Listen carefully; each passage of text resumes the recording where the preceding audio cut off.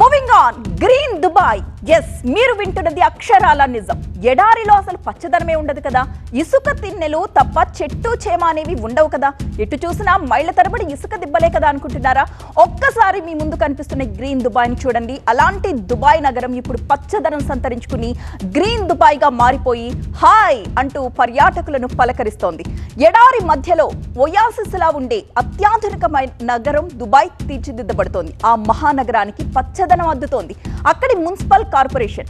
ఈ ఏడాది జనవరి నుంచి ఇప్పటిదాకా దుబాయ్లోని రోడ్లు, ముఖ్య కూడళ్లలో 3 లక్షల కంటే ఎక్కువ మొక్కల్ని నాటే కార్యక్రమానికి శ్రీకారం చుట్టింది.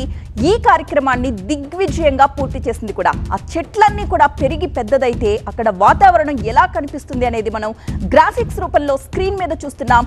దుబాయ్లో గ్రీనరీ 3 మిలియన్ చదరపు మీటర్లకు పైగా విస్తరిస్తున్న దృశ్యాలవి. గ్రీన్ దుబాయ్ ప్రోగ్రాంలో భాగంగా ఈ కార్యక్రమాన్ని చేపట్టారు.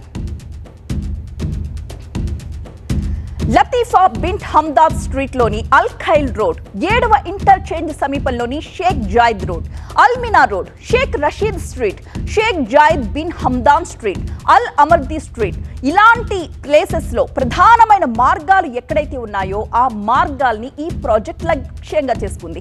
ఈ జోన్స్ లో 3 లక్షల కంటే ఎక్కువ మొక్కల్ని నాటారు. వాటితో పాటు సీజన్ కి అనుగుణంగా వికసించే పూల మొక్కల్ని సైతం పెంచారు. ఈ మొక్కలకి నీళ్లు అందించడానికి రిమోట్ పర్యవేక్షణతో భూగర్భ నీటి పారుదల వ్యవస్థని ఏర్పాటు చేయడం జరిగింది. ఈ మొక్కల పెంపకంతో దుబాయ్లో ఉష్ణోగ్రతలు గణనీయంగా తగ్గే అవకాశం ఉంది అంటున్నారు నిపుణులు. ఇక స్థానిక వాతావరణ పరిస్థితులను ఆధారంగా చేసుకుని మొక్కల ఎంపిక అనేది జరిగింది.